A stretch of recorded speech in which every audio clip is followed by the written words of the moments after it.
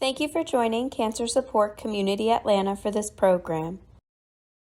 Please visit our website, cscatlanta.org, for a complete list of live and recorded events. We invite you to sign up for our newsletter to stay connected to all future programs. Hello, everyone. Good morning. My name is Lauren Walsh, and I'm the program director here at Cancer Support Community. Wanted to welcome everyone this morning and welcome Kristin. She is the Oncology Nutrition Coordinator for Northside Hospital Cancer Institute, and she kindly gives us her time once a month to do these fantastic nutrition seminars. So how these kind of go is Kristin will go through her PowerPoints, but if you have any questions, I'll be here to kind of keep an eye on the chat for her to make sure we don't miss anything.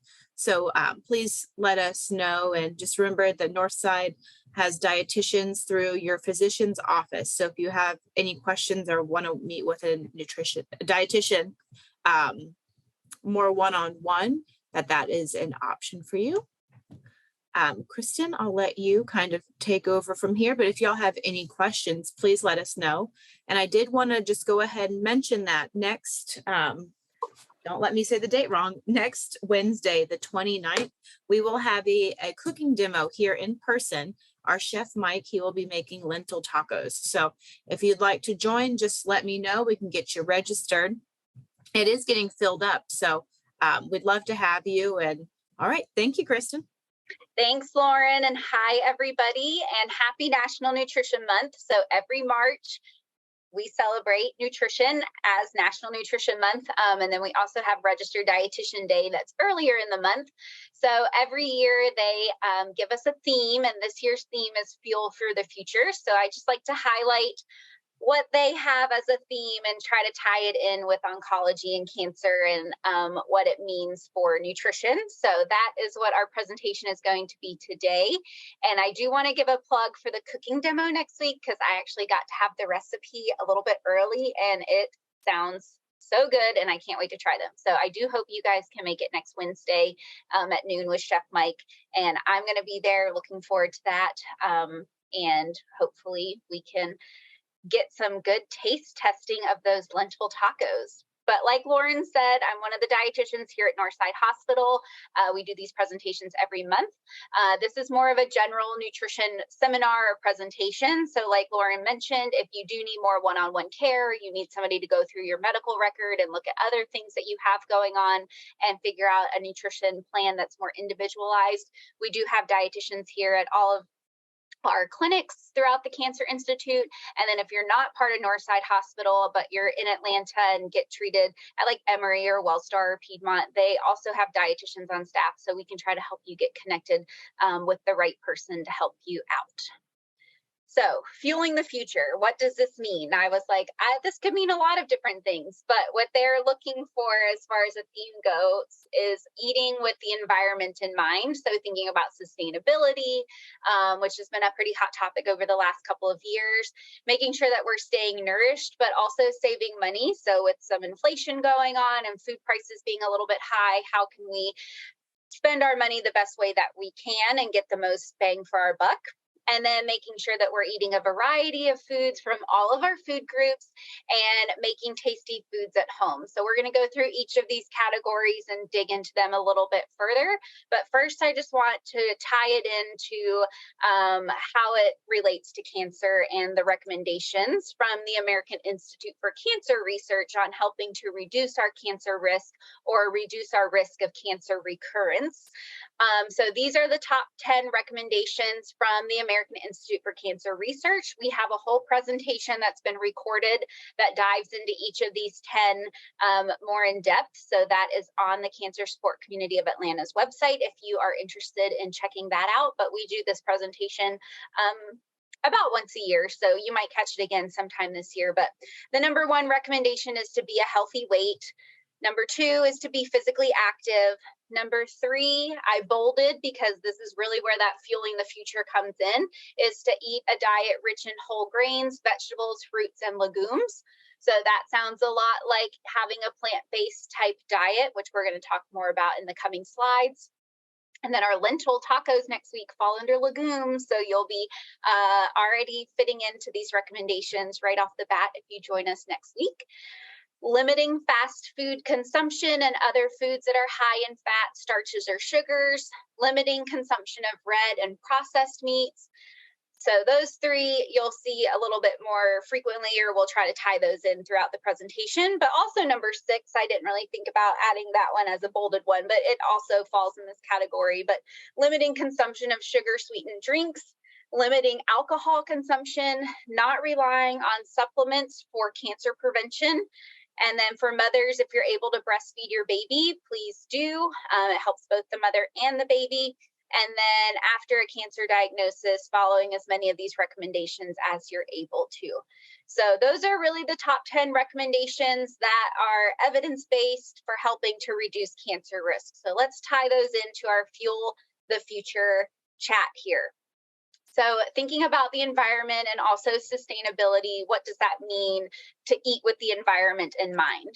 So enjoying more plant-based meals and snacks.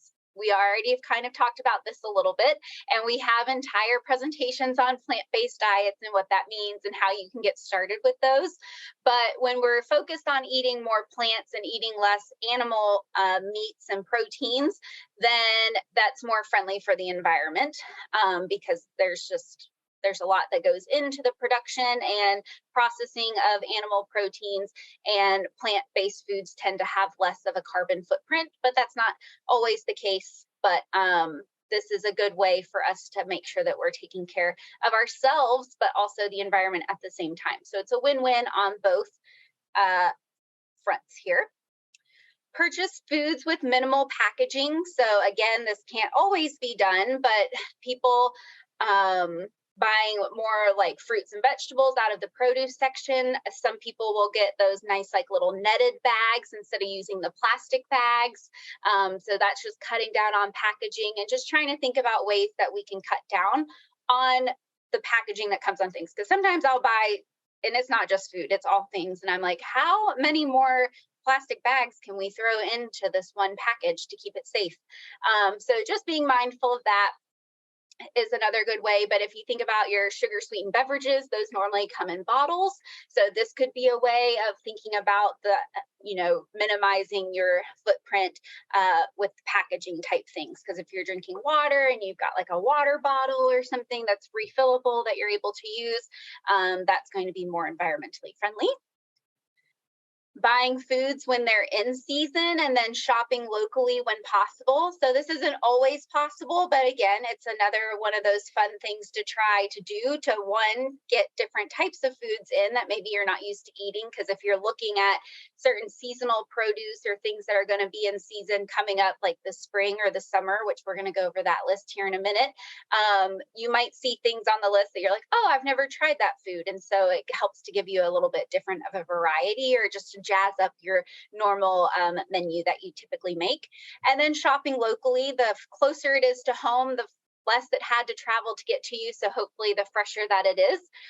So if you're able to shop local and you like doing that, then that's fine. But again, some things are imported and that's not usually things that we can get, especially if you're used to eating foods that are not necessarily in season here in Georgia, but they're in season somewhere else and we ship them into the US.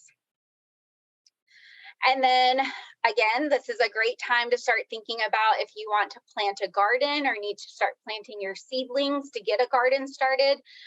You might just start with a container of something, or maybe you have a full-fledged backyard garden that's really up to your experience level. It could just be that you grow some like basil in a container in your kitchen, and that is your gardening, which is awesome and amazing, and a good way to start if you've never gardened before. Just doing some little herbs on your windowsill or somewhere in your house is a great way. One of my coworkers, she just bought these fun little planters that are like felt or something, and you can actually plant like potatoes, sweet potatoes or carrots or onions, and it's got like a little piece that velcros, and you can actually lift it up so you can see inside and see the things growing. And so when you're ready to harvest your potatoes, you can actually just pick it up instead of pulling the plant all the way out. You can just grab it and pull that out. So she was very excited for that because she likes to garden on her back deck. So it's becoming more and more popular, and there's a lot of things online to help get you started with that. I've only ever done herbs. A lot of people I know like to grow tomatoes in the summer. So just things to think about if you're able to grow your own stuff, even if it's just one thing. It's kind of fun. And I felt a lot of pride when I was using herbs that I already had like grown myself versus having to buy. So plant-based diets, again, we've got full presentations, I think a part 1 and a part 2 that are been recorded. So if you're new to hearing about plant-based diets, it does not mean that you have to be vegan or vegetarian. It just means that we're really focusing on making sure we're getting plant foods at every meal if we can. So plant-based diets, we know, help to give us more fiber, more vitamins and minerals, and then phytochemicals or phytonutrients that help to protect us against cancer, that helps to protect us against free radicals. So you might think about like your antioxidants fall under phytochemicals, and these nutrients come mostly from our plant foods. So we want to make sure that we are stacking our plates full of these kind of things. All of these items, the fiber, vitamins, minerals, phytochemicals, but plant foods in general, have been linked to health benefits, anywhere from lowering your risk of heart disease, your risk for type 2 diabetes, and also your risk for cancer. And then also putting plant foods first also helps to support a healthy weight. So if you think back to the AICR recommendations at the beginning of the presentation, the very first one was to maintain a healthy weight. So plant-based foods tend to be lower in calories than other foods. And so you are eating less calories, but also the fiber in those foods help to keep us feeling full longer. So we're not having to eat as often. So if you think about a whole month's worth of looking at this, or 6 months, you're going to start seeing those changes over time. It's not going to be something that's completely overnight or anything, or like a fad diet where you drop 5 pounds in a week. But by making sure you're incorporating these things, it will support that over time. So getting started with a plant-based diet, all you got to do is put plant foods first. If you think about what you've already eaten today, or maybe what you're planning on having for lunch after we're done with this presentation, what plant foods are on your plate? So did you have a smoothie for breakfast that had some fruit and maybe some spinach or kale in it? Is your lunch, you're going to have a sandwich, but you have a little side salad on the plate too, so you're making sure you're getting those plants in. Choosing brightly colored or strongly flavored vegetables and fruits. So the brighter the color or the stronger the flavor, those are all those phytochemicals. So every different color, fruit, and vegetable has different nutrients that correlate to its color, to its flavor, to its smell. And we always want to have a variety of those things. So people often ask, like, what's the best vegetable out there? There's not one best vegetable. They're all great.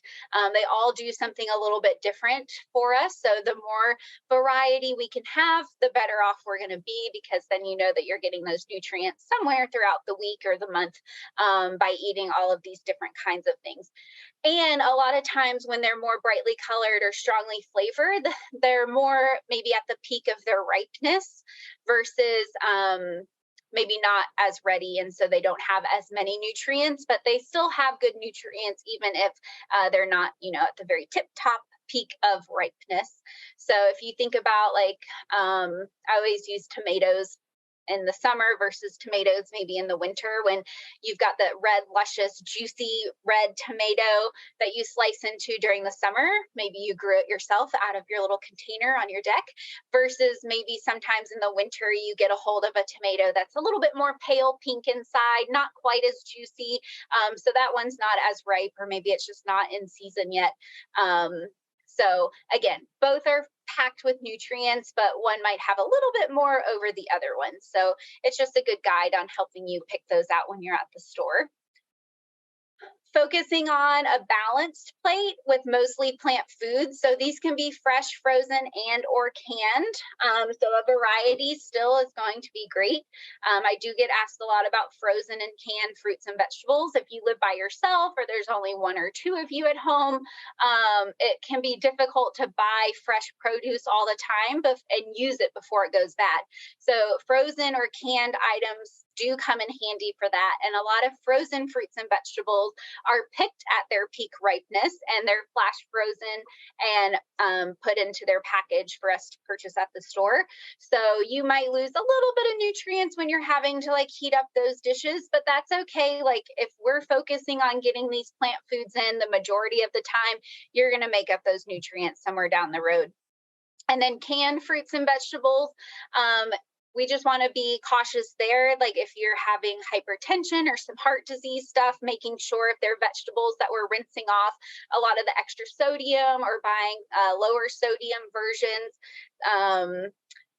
And then fruits, we want to make sure those are packed in juice instead of syrup, just to help reduce the calories that are in there and the extra added sugars that they've got going on. So those things can still be utilized. If you think about things like canned beans, if you don't have time to make dried beans from scratch, canned beans are perfectly great. Again, making sure you're rinsing those off because they can have sodium, but a lot of the starch and stuff that floats around in the juice of beans causes a lot of that gas and discomfort. So sometimes people will be like, oh, I can't have beans because they make me uncomfortable. But making sure you're rinsing them really well until the water runs clear can help with that kind of thing.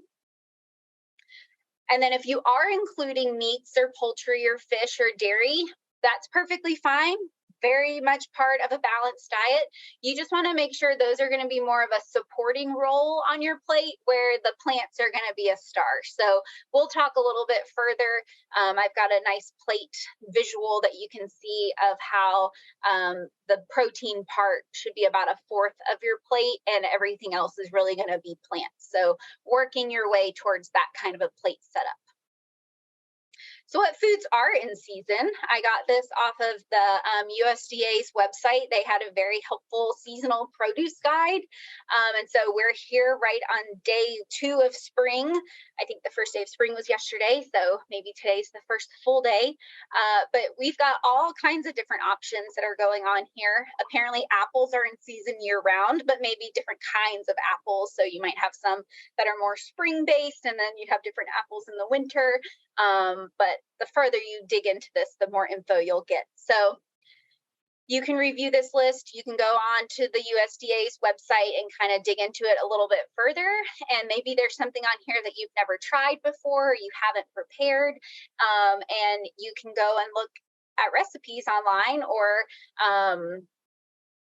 come to some of the cooking demos like next Wednesday and see how to utilize some of these things. So when we get to the winter one, you'll see that there are leeks on there, and I had no idea how to prepare leeks, and I know I need to find a different vegetable or fruit to harp on. But I spent a whole winter like perfecting how to buy leeks, clean leeks, cut leeks, and make different leek dishes. So you can really make this a little bit more fun to jazz things up, and again, change up your menu a bit if you're getting bored. But these are our spring foods. We've got summer foods. So you'll see some of these things, again, they go year round. So I saw apples, bananas, celery. Those all seem to be pretty readily available and in season throughout the whole year. But there are different things on here that maybe are only good during the summer or certain times of the year. So that's really where you want to capitalize on purchasing some of those. Maybe I'll do something with plums. Oh, that seems like a good one for the summer. And then you've got your fall list on here. And I think Lauren will share these either in the chat or have them saved online. So if you need to go back, if I'm going too fast through these, they should be available for you. The fall, you start getting into more of your squash type things, your pumpkins, beets. Always a good time. And then winter, you still have a pretty good selection going on here too. You can see my little leeks hanging out over here. I like to do a lot of stuff with pumpkin in the fall and the winter.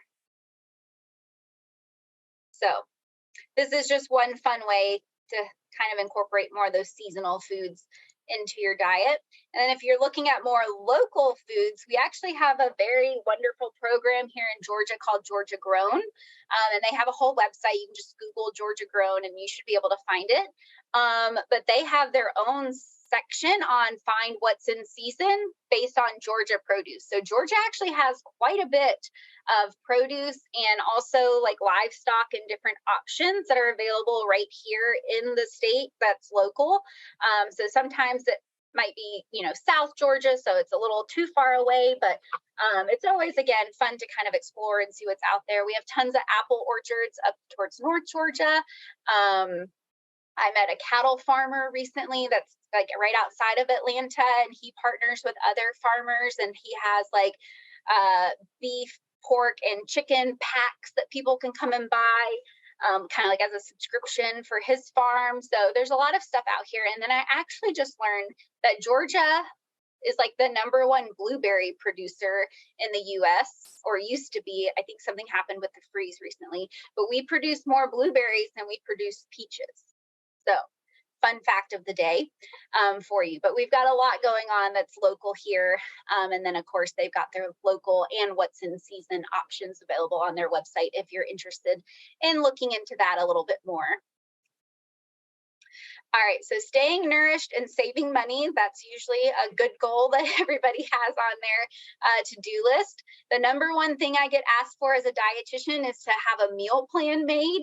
And the truth is most dietitians won't make meal plans because nobody actually follows them, because if I make you something and I don't really know who you are or what you do or what your family likes to eat, nobody ever follows them. So it's more important that we teach you how to plan for your meals or to do your own meal plans. So that way it works for your life, your lifestyle, the foods you like. And of course, if you have a family, making sure that they're being taken into consideration as well. But planning your meals and snacks, it takes some effort if you have never done it before, but it's worth the effort up front for the reward that you get towards the end.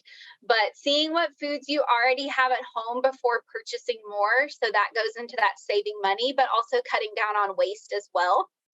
Using a grocery list, making sure you're shopping sales when you're purchasing food, that can really be helpful. A lot of grocery stores do like buy one, get one free, or they'll do like buy 10 for $10. So planning that out and trying to figure out the best way to save money doing that.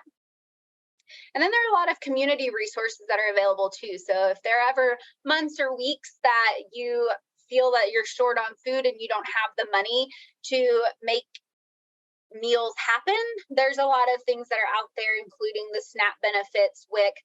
There's a lot of local food banks that are all around the state.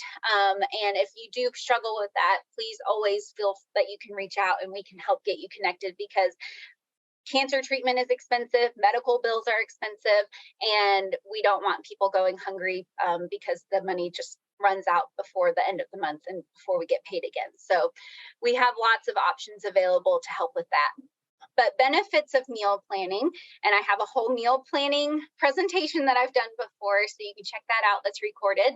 But it really helps to relieve a lot of stress around what am I going to eat? I'm starving, like nothing sounds good. So already having some meals planned out in advance or even prepared can be helpful, both during cancer treatment and after.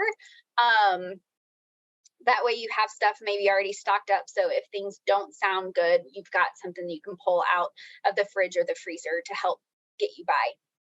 But it also helps you plan and prep more nutritious meals. So if you've ever been like scrambling, you're coming in hot at home at like 7 o'clock at night because you've had, soccer practice and you worked all day and you're trying to figure out what you can throw together to make for dinner, that just causes a little bit more chaos, and you might just throw things together and it might not be as nutritious as it could be had it been planned out in advance.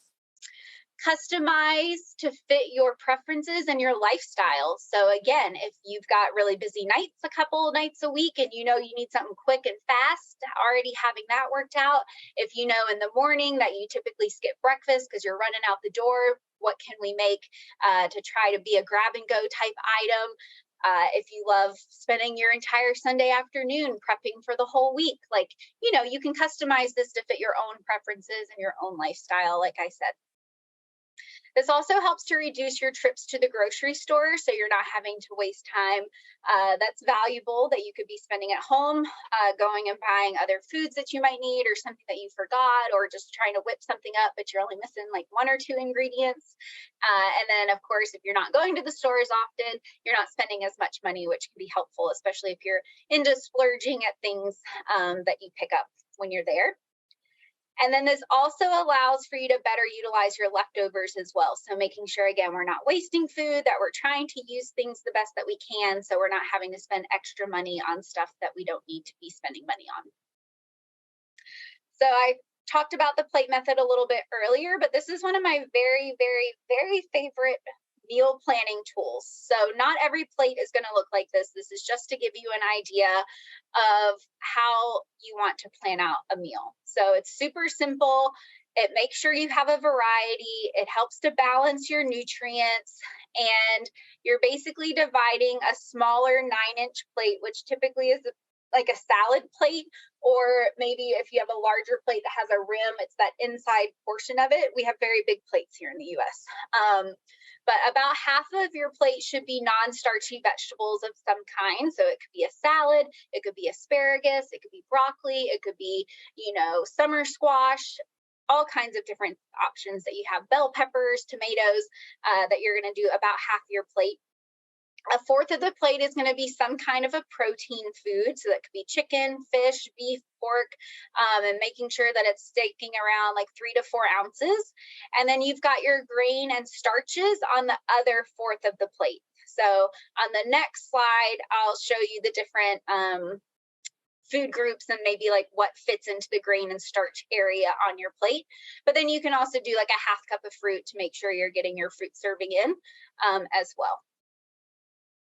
So I know this can be a little bit hard to read, and I can send this to you, Lauren, too, if people want a copy of this. But this is a handout that Santa Fe made, and this plate is on the front side. And then on the back side is this list of the different food groups. So the very first one, you can see grains and starches on the plate, but what does that mean?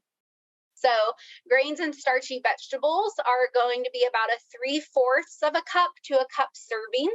And then you just kind of plug and play. So if you're like, oh, I've got a potato in the pantry that I want to make, I can make that potato into a grain and starch for my plate. And so you start building your plate around maybe things that you already have, or thinking to next week with our lentil tacos, legumes or beans are a grain, but they're also located over in the protein section as well. So they're a starchy protein. So you could do a 3/4 of a cup to a full cup and have it, spaced out over the protein and the grain and starch area. Or you could even add maybe, some brown rice and beans there. But our lentils will be our protein, but also a nice fibery starch for us when we eat those next week. And then the vegetable section, you can see in the very middle of the handout, it's got a whole list. I mean, this is not every vegetable that's out there in the world, but just a lot of the common ones. And so you can plug those vegetables in. And the more variety you have, the better. But if you're like, I've only got frozen broccoli in the freezer, Kristin, and so half my plate's going to be frozen broccoli, that's fine. But maybe the next time you go to the store, you also pick something else out that has a different color to it. So you've got a little bit of a variety up there. So hopefully this will help with meal planning. So making a menu, you have to decide on what approach works best for you. So some people are like, I can only do one day at a time. That's fine. If you're new to this, or you've got a chaotic life, or it's just not a good time in your life to sit down and plan out a whole month's worth of menus, I totally understand. But you could do this weekly, or you could do it monthly. I have a lot of people who like to do like a 2-week rotation, but they only started with a week, and then they added a second week, and then they just rotate each of those weeks for the whole month. So that helps to cut down on some of the difficulty of trying to think of new dishes or those kind of things. If you're able to prepare meals ahead of time, or are you going to be making the meals like in real time as you go, it's up to you. Like some people do not like leftovers. They do not like reheated food. So they are not going to prepare meals ahead of time. That's fine. You do you, you know who you are. You can do freezer meals, and then any special nutrition needs that you have, or maybe your family has, like if you need to make gluten-free dishes or that kind of thing, you just have to think about that when you're sitting down to work on your menus. And then creating the menu. So using that plate method is a great way to get started in your planning process. You can flip through different cookbooks or online sites to find recipes that you want to try out. And some people still love using pen and paper. That's me. You can use apps. There's all kinds of apps out there that you can go through and figure out. I've found one recently that has, like, you pick out recipes and it'll actually give you a grocery list of like what you need, so you don't even have to like worry about it. And then some people just like to do computer-based stuff. And then considerations for menu planning meals based on foods that you already have. So always shopping in your pantry and your refrigerator first. See what you've got on hand. What do you need to use up, especially if it's going to be going bad soon? And then looking at the ingredients that, again, you have throughout there, and then making your list from there. And then aiming for a variety with your meals, but don't feel like you have to have a different meal every single day. So I like the whole cook once and eat twice motto. So maybe you cook dinner tonight and you eat your dinner and then you've got it for lunch the next day. Like, they don't have to be completely different meals for variety. It's just like over the course of the week or maybe the course of the month that you're getting in these different foods to add that variety. Thinking about how you want to handle leftovers. So again, some people don't like leftovers at all, but does your family like them? So maybe you eat the dish for dinner and then everybody gets it for lunch tomorrow too, type things. That way it's out of the fridge and not going into the trash can. Or maybe you made chicken for a certain dish and you had chicken and certain vegetables for dinner, and then the next day you're going to have lunch with a salad and you use the extra piece of chicken you had left over to throw on top of that salad. So maybe some of this stuff is considered leftovers, but you're adding and jazzing it up with something different. And if you've got other people in the household that are opinionated, you might run the menu by those people before sitting down and investing a lot of time or making some of this stuff. But some people have easy people, or maybe you live by yourself and they just eat what you cook, and that's the end of that story. And then keeping notes about how the menu worked. So did the dinner go over well? You definitely want to add it into your rotation. Had you added cauliflower instead of broccoli, it might have meshed a little bit better. You know, just make yourself some notes if you want to keep improving or changing things around.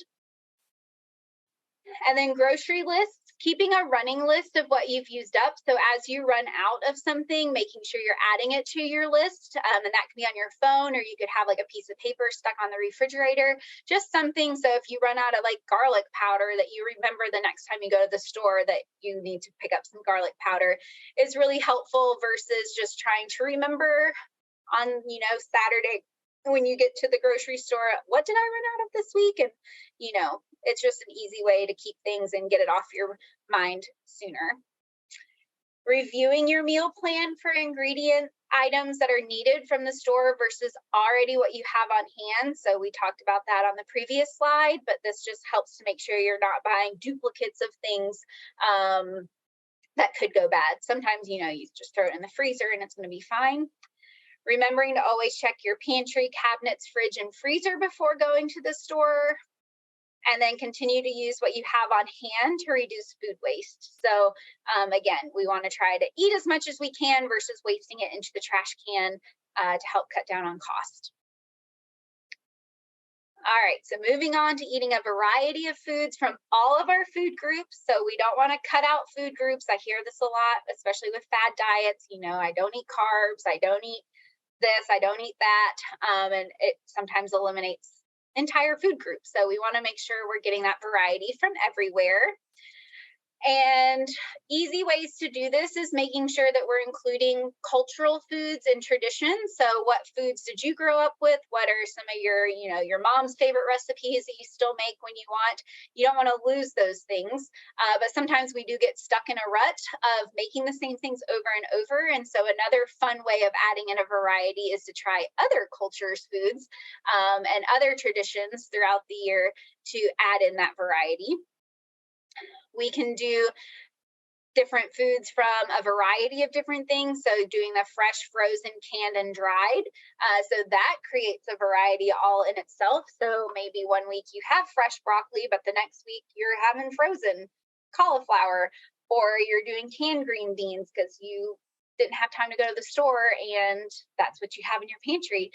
Or maybe this week you're really busy, so you're doing canned beans to get those beans in, but next week you've got more time on your hands and you really want to do dried lentils or dried beans that maybe take a little bit longer to prepare. So that's another way of having a variety in there. Avoiding fad diets that promote unnecessary restrictions. So good nutrition and good health is not about losing weight. It's about being nourished and making sure we're taking care of our bodies. So we don't want to live a life of restriction where we end up gorging ourselves later because we lived a very eliminated diet for a long time, or even a short amount of time. And then all of a sudden it's Saturday and you want, to eat your arm off. So trying to stay away from those and just doing consistent things throughout the whole year is really where I like to see people. And then practicing gratitude for your body by giving it the fuel that it needs. So again, nutrition and health and wellness is about really giving your body the energy and the nutrients that it needs to run at the top of its game. So that's what we're always looking for. It's not like, can I eat this food and it makes me lose weight? It's, does this food provide nutrition and nutrients that it needs to keep functioning and to keep me feeling like I have the energy to live the life that I want to live? So being grateful for those things is always nice as a reminder to ourselves. So we had the one plate earlier. This is what the American Institute of Cancer Research calls the new American plate. And it's very similar to the other plate, but it emphasizes a variety of foods as well in their recommendations. So again, focusing on foods that are plant-based, that have the fiber, the vitamins, and the phytonutrients that help to protect us against cancer. When we're including animal proteins, that we're doing about a 3 to 4 ounce serving of meat, whether that's fish, poultry, or pork, beef, lamb, that kind of thing. Having a variety of colors on our plate will be helpful in different kinds of food. Trying to have 2 kinds of vegetables. So you'll see on this plate, they've got broccoli and carrots. So you've got a green and an orange food. Those are going to provide different nutrients for us, but they're both very healthy for us. So you're getting different colors and textures and smells going on. So we know that those are going to be giving you those different phytochemicals or phytonutrients. And then making sure we have a healthy serving of a tasty whole grain on there or some kind of starch on there to help support our body's fuel. So fun ways to add variety, trying new flavors and foods from around the world. So last year's National Nutrition Month was celebrating a world of flavors, and it talked a lot about trying different culture foods, or maybe you have like a favorite Indian restaurant that's near you and you just love certain dishes, but you don't know how to cook them. So trying to figure out ways to learn how to make those foods can be very helpful. And a lot of different cultures use a lot of different seasonings than we use. So that helps to provide that variety and different herbs and spices to help give us that good nutrition from those foods as well. Planning meals based on recipes from other cultures can be, again, a fun way to change things up. Trying different fruits and vegetables depending on what season is in. So we kind of talked through that already about, looking at those lists that we had at the beginning of the presentation and maybe finding things that you haven't tried before or haven't had in a while and making some menus around those or having it as a snack. Choosing ingredients with different textures and colors to make sure you have a variety. And then learning new cooking and prep skills. So we don't always have the tools that we need to be able to do some of this stuff, but it is never too late to learn new things. And so that leads us into making tasty foods at home. And the number one thing is learning to cook and to meal prep.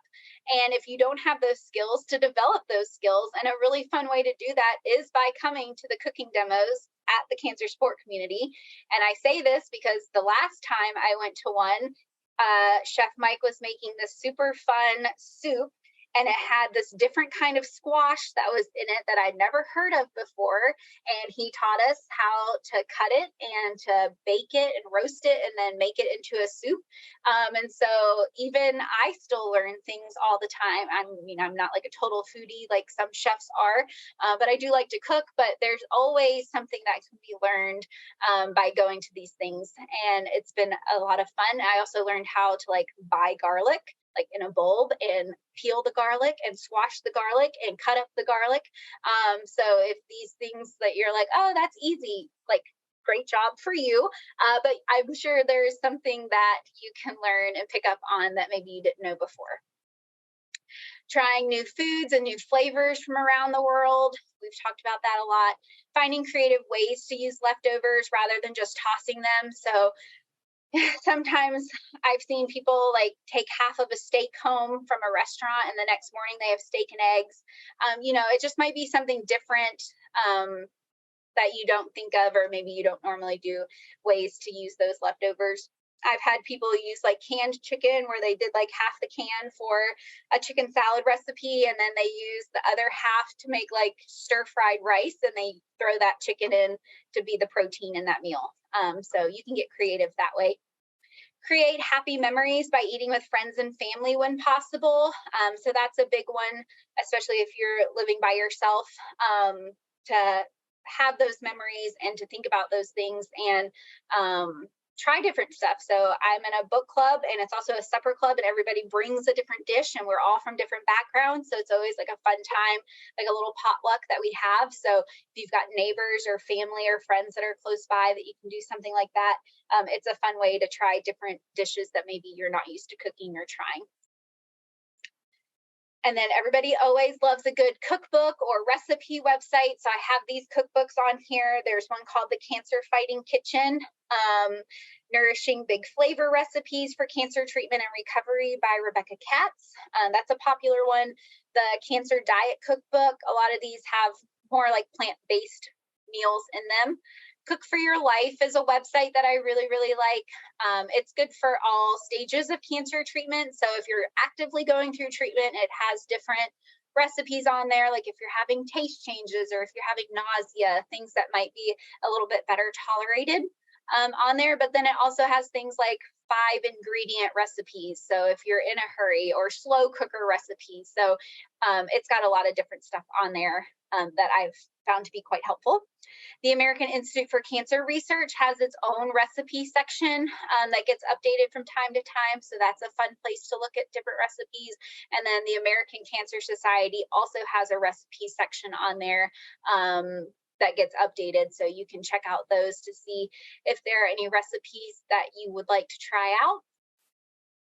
We've got references, and then we've got time for some questions. And happy National Nutrition Month again.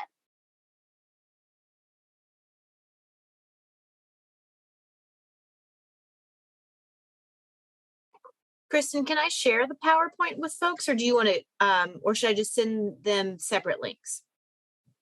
Whatever you want to do. I think Emily, you just put it in the chat if people wanted to download it, I guess.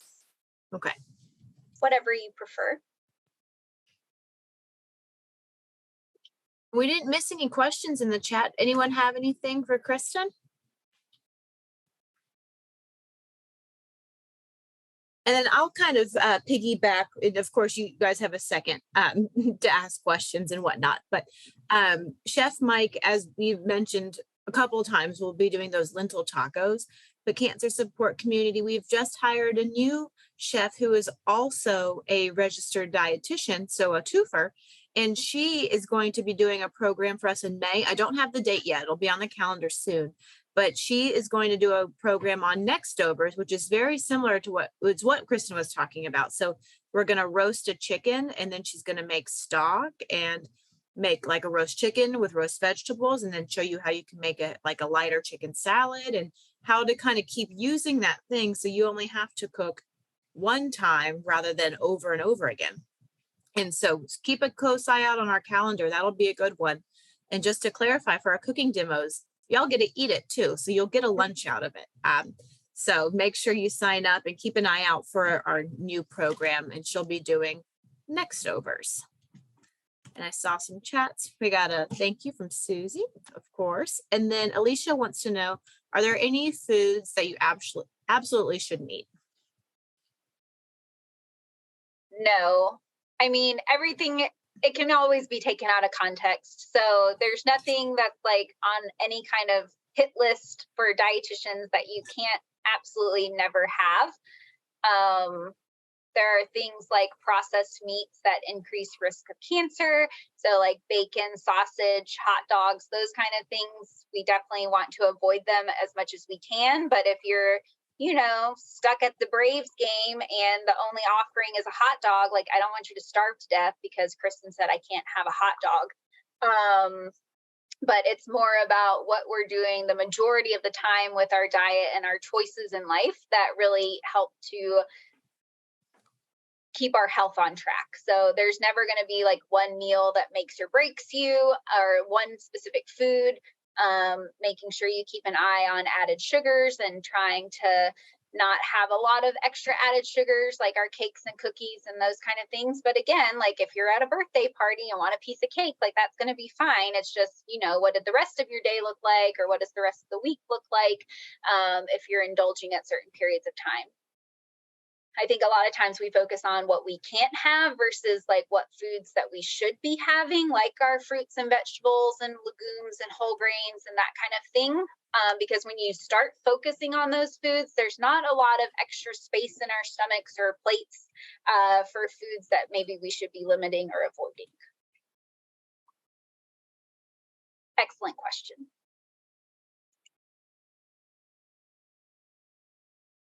Let me double check. I was saving the presentation. Okay, yep. Alicia said thank you. I'm going to try to put the PowerPoint here, y'all, in the chat. I forgot I can do that. Any other good questions?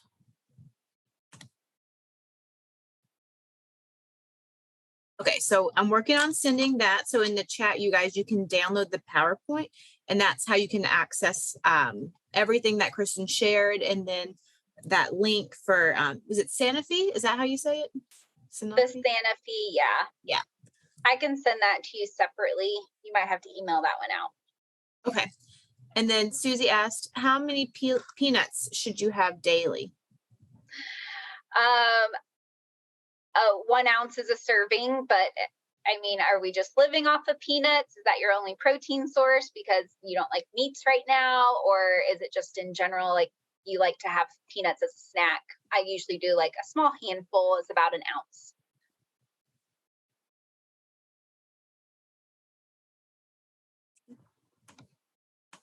And that's any nut, peanuts, almonds, cashews, pistachios. They're all usually around a 1 ounce serving, which is about 1/4 of a cup, I think. Tried to quickly pull up the thing you had, Kristin, from Sanofi, but if you could email it to me. Yeah, I didn't send it as a handout. It was just like posted onto the presentation. So I actually have like a PDF of that. Okay, perfect. And then Christy wants to know, do you have a go-to meal recipe that is quick and easy to make? I say come to the cooking demos because, again, I don't know what kind of foods you like to have. Overnight oats are super fast and easy, and you can make those ahead of time and keep them in your fridge.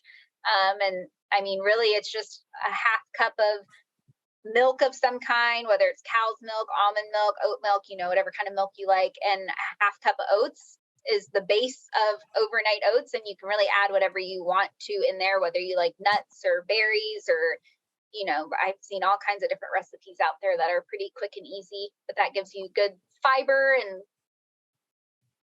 plants. So I've enjoyed overnight oats. So when you add more stuff to it, like Greek yogurt and stuff, should you do less oats then if you're kind of adding more and more stuff to it? Not necessarily. I only worry about making sure you've got enough liquid so the oats aren't crunchy anymore. So I think as long as you've got the base down, that it's fine. Because if you're adding stuff like Greek yogurt in, that's going to give you more protein. So it's like, it's a variety and it's different. Sounds good. Yeah, those are good. And those keep me full. And if anyone's in treatment right now, they don't have a smell and you can eat it kind of cold or room temperature. Yep. Those are really good. Well, we just got some great presentations and thank you. So I got everyone's name down. So so go ahead and save the PowerPoint if you want it, and then I will email out the handout. But thank you so much, Kristin. I'm glad to have you on today. And then Kristin does these monthly, y'all. So just keep an eye out for the calendar, get registered, and that's how you get the Zoom link. So everyone have a good, Tuesday. And thank you so much for coming. Thank you for joining Cancer Support Community Atlanta for this program. If you're interested in other live or recorded programs, please visit the online program tab of our website, cscatlanta.org, or follow us on Facebook. We'll be sharing additional information on upcoming programs.